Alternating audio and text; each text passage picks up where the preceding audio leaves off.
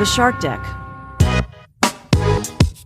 Hello, I'm Johnny Mac with your daily comedy news. Donald Trump gave a speech at CPAC. In his speech, he said, "In 2016, I declared, I am your voice. Today, I add, I am your warrior. I am your justice. And for those who have been wronged and betrayed, I am your retribution. I am your retribution." Jimmy Fallon said, he's like, "I'm the captain now. I am the one who knocks. I am the walrus cuckoo-choo." That was exactly what I was thinking. Well, not in so many words, but what I read the original Trump quote. Jimmy Fallon added, "He's either running for president or auditioning to be the next John Wick. Seth Meyers, he was such a terrible president, and now he's auditioning to be Batman."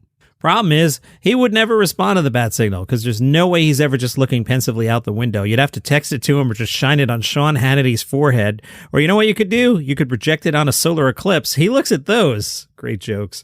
I watched the Marlon Wayans special. Heavy pass, heavy pass, heavy pass. Did you like it, Johnny Mac? I found it unwatchable. I was so excited about it. I had read the articles to you. I was like, oh, this sounds like really cool. Sounds of the moment. And I hit play and I was like, wow, I am not feeling this at all. Let me skip ahead and see if another part, I am still not feeling this at all. I'm aware that I disagree with everyone who has reviewed this thing, but for me, heavy pass. Let's start today on Gossip Corner. People magazine has a source that said, Jada has had no part in this other than being heckled. Chris Rock is obsessed with her. And that's been going on for almost 30 years. Look where he chose to film his Netflix special, her hometown of Baltimore. Obsessed. Back in 2016, she helped start a movement with the Academy Awards by questioning why there are so few black members, and Chris took it to this. You may recall in 2016, Jada showed her support for black actors as part of the #OscarsSoWhite movement. Will Smith that year was shut out of the Best Actor race for his performance in Concussion, one of the jokes in Chris Rock's special. Years ago, his wife said I should quit the Oscars. I shouldn't host because her man didn't get nominated for Concussion. Then he gives me an effing concussion. The source continues. She never asked Chris to not host the Oscars ever. She publicly said in a Facebook post at the time, Chris would be a great Oscars host and is perfect for the job. In his special, Chris Rock said, quote, "I did some jokes about her. Who gives an F? That's how it is. She starts it, I finish. That's what the F happened. Nobody's picking on this bitch. She started this stuff. Nobody was picking on her." The source tells people they were shocked at how many times Chris used the word bitch in referring to Jada. I think that was the point of the routine, to say it like 23 times. No? Yes.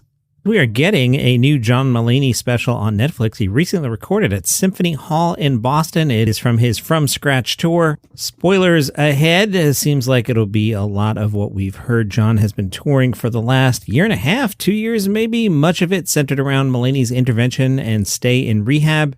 I feel like this is coming out too late, right? We've been talking about John Mulaney's rehab stint forever, and for it to come out now, like even on the other side of Chris Rock and the Oscars, I feel like this is 2-year-old material now, John Mulaney, but we'll see when it comes to Netflix. As for a date, coming soon. Not soon enough, my friend. Plenty of comedy news today, but while we're talking about Mulaney, a quick stop on Gossip Corner from the Daily Mail. The caption, Predator actress showed off her impressive figure on a boat in a bikini. The story, Olivia Munn shared a heartwarming picture of her adorable baby boy trying to drink from a glass bottle. So what do? We focus on the bikini. I just love the writing by the Daily Mail. The Oklahoma native was pictured laughing with her head back as her baby daddy, 2-time Emmy winner John Mulaney, held the bottle close to him. The Daily Show alum showed off her impressive post-baby beach body in a string bikini top with her 1-year-old son on her lap wearing a red and white striped onesie. The beauty styled her long brunette tresses straight with a side part. She wore black Ray-Ban sunglasses and accessorized her look with multiple bracelets and a diamond necklace. The 42-year-old actress, who boasts 2.8 million Instagram followers, captioned the post, Sandy. Interesting comment by Joe Rogan on his podcast last week. He floated the conspiracy theory that Tim Dillon is not gay, Rogan said. It's funny, because a lot of people think Tim is not gay. They think it's a scam. Chris DiStefano kept warning about it, and Joe Rogan said, it's a scam. Rogan added that it's like a free pass that some people have to get out of jail for joking about topics most people can't even touch. Rogan said, well, so it's like he gives them the get out of jail free pass. Oh my God, there's so many things he can make fun of that we can't even touch. Fascinating. From the Review West Michigan, Pete Holmes, welcome the pandemic, relax.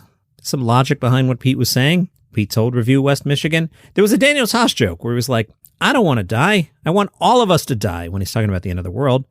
And what I took from that joke is I didn't want to take a break from stand-up. I wanted all of us to take a break from stand-up. And that's what I got. He discussed his failed CBS sitcom How We Roll. Pete said, it was one of my favorite show business experiences just because when I was a kid, being a success, like dreaming about being a comedian, meant you would have a multicam sitcom. And what I learned from the process is I always thought I wanted to do something that was hip, and I did. Crashing was hip, but it turns out I just love being with people, creating something, and it doesn't have to be super cool to be super fun. His current tour is called Where We Were. Pete says, I'm 43. I remember what stand-up was like before the internet, but now, because it's possible to find your very specific stamp, it's easier, you know? There's podcasting, there's clips online, there's specials. You don't have to catch them on HBO at 8 o'clock on some specific Friday. You can watch them whenever you want. By virtue of the information being so accessible now, comedians can get more and more specific, whatever their interests are. What I find spiritual or unitive about doing stand-up is that a bunch of individuals show up and they become an audience. So they merge into one thing. And then a good performer, and this is what I try to do, is merge with that merger. And then there's a second merging of the performer and the audience. And I think it's a spiritual thing. We all came in separate, then we sort of spend time together. And I sometimes joke. It's so interesting how quickly we become an us. Pete added, I always get super depressed when I see something in like a world market, like a wooden sign that says laugh once a day or something like that. And I'm like, that's way too low. So it's a good reminder, but I think it's just a good place to start. With the low times in my life, I've been carried through by friends. And what that means is by people that have come around and come into my life and reminded me to laugh. Pete Holmes is at the Fountain Street Church in Grand Rapids tonight, 7 o'clock. Tickets $35. Welcome to How to Tickle Yourself. I'm your host, Duff McDonald. And I'm your co-host, Matt McButter. We'll be talking to people who specialize in different ways of inhabiting their own consciousness, from artists to yoga teachers to scientists. We've even got a professional magician. We're going to ask them questions like, what is consciousness? Why does it tickle? And what is magic anyway? Is it just card tricks, or is it the fact that your little speck of consciousness is part of a perfect possibility machine? Find us wherever you get your podcasts and at storicmedia.com. If you like what I do here, there are two ways to support the show. One, go to buymeacoffee.com/dailycommon-news. You can throw some money in the tip jar.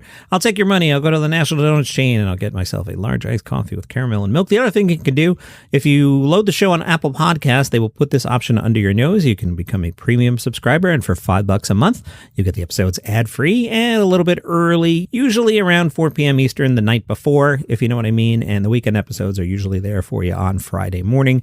Eric shot me a note. Hello, Eric. Eric wrote, hey, Johnny Mac, love what you do. Haven't heard any mention of this one. Pretty solid lineup for Idaho, home of Ryan Hamilton. I used to do a comedy show on community radio here in Salt Lake City and now cover comedy for our local affairs program. Wait, he wrote SLC. I just translated that to Salt Lake City. Is there like SLC Idaho? I don't want to get in trouble with Ryan Hamilton and his posse. I'm Googling SLC Idaho. Maybe I don't know something. Nope. You know what happens if you Google SLC Idaho? Flights. You just get the price of flights from Salt Lake City, airport code SLC, to Idaho Falls, IDA. Expedia says $169. That feels like a lot. Should we just drive it? You know, I'm from the East Coast, so I think everything's 2 hours away. Let's see. Salt Lake City to Idaho Falls. 3 hours, 2 minutes. Yeah, why would we pay $169? Let's hop on the I-15. Anyway, I digress. Eric said, I weaseled a press pass for Treefort and plan on seeing way too much comedy. Really excited for Shane Torres. Thanks for what you do. And he sent me a link. So let's talk about the Treefort Music Fest, March 23rd to the 26th. Are you telling me I get to do 4 more days of Idaho jokes later this month? Dude, I'm in. Consider it bookmarked. Whoa. I'm looking at the bottom here. It says lineup Tig Notaro waitlist. News and schedule. Let's click on Tig Notaro waitlist. What's going on here? Airtable says the private share link you tried to reach is not available. The owner of this base may have unshared or deleted it. Please contact them. Whoa, is there like a secret Tig Notaro show that we can't get into?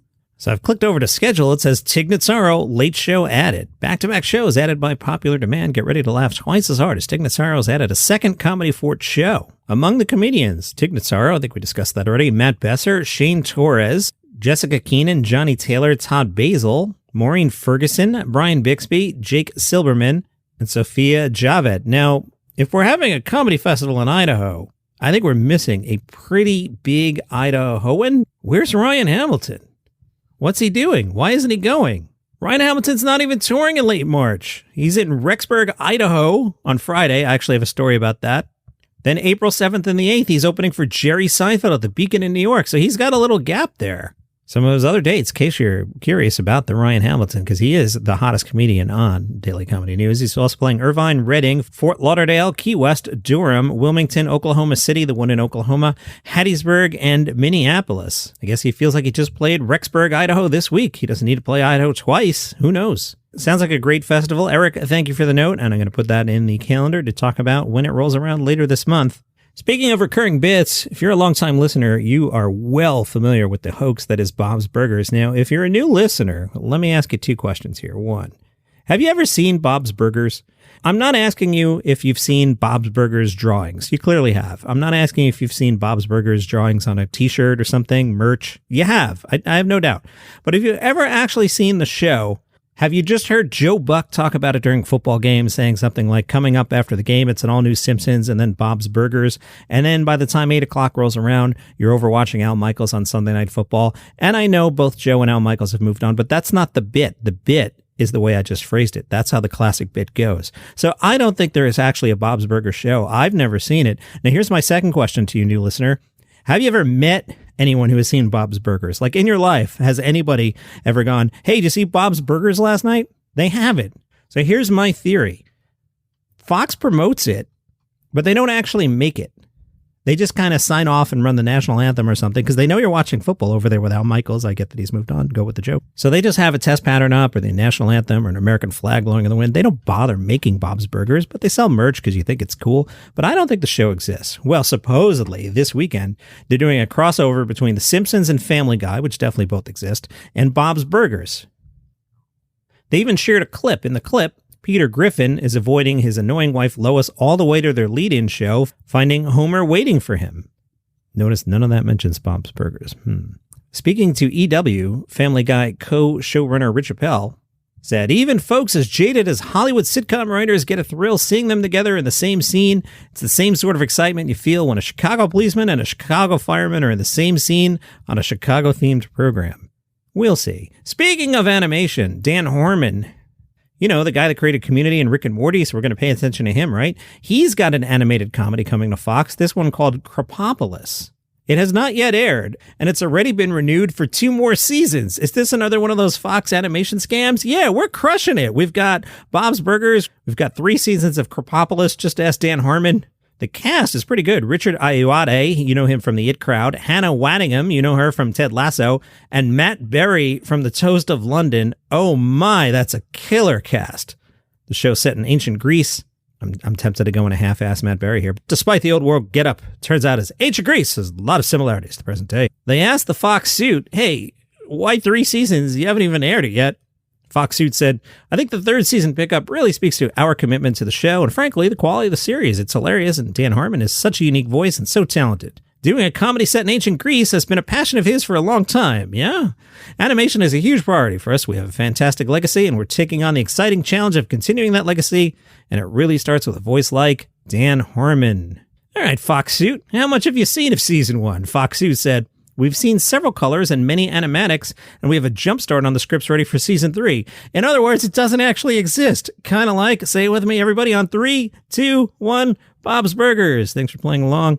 There's something unique about the series, in a way that when we get in the colors around the office, there's an excitement to see the next episode that's contagious. So when the other suits and I were thinking about, are we prepared to jump into Season 3? It was really a no-brainer. All right, Fox Suit, is this adult animation? Fox Suit gave a very corporate answer. We're a broadcast network with a wide reach, and I think Krapopolis is a series that has a type of humor that can be enjoyed on many levels, no matter where you're from or what your background or your sense of humor. It really is unique, and then I think a wide audience is going to be really able to connect with it. My snark aside, I'm guessing they're holding this back for the fall. There's a writer strike coming to Hollywood, so I think networks are like, do we need to run this in April, or should we hold on to it in case we don't have anything else? So I'm guessing that's why they're holding this back. It's Dan Harmon. I'm all over it. Can't wait. I can't wait, but I'll still watch it. That's your comedy news for today. Follow the show for free on Apple Podcasts, Spotify, YouTube, wherever you get your shows, and I will see you tomorrow. Did you know you can name a cockroach after your ex-lover and have it fed to the animals at the zoo? Hi, I'm Johnny Mac with 5 Good News Stories. It's a podcast twice a week where I tell you 5 good news stories, 5 fluffy stories. I just want to make you smile to start your day. I could tell you about a cat and a rabbit that fell in love, or I can tell you how porta potties are about to be a lot less horrible. What kind of show is this? It's called 5 Good News Stories. The number 5 Good News Stories. Follow it. Apple, Spotify, YouTube, wherever you get your shows. 5 Good News Stories.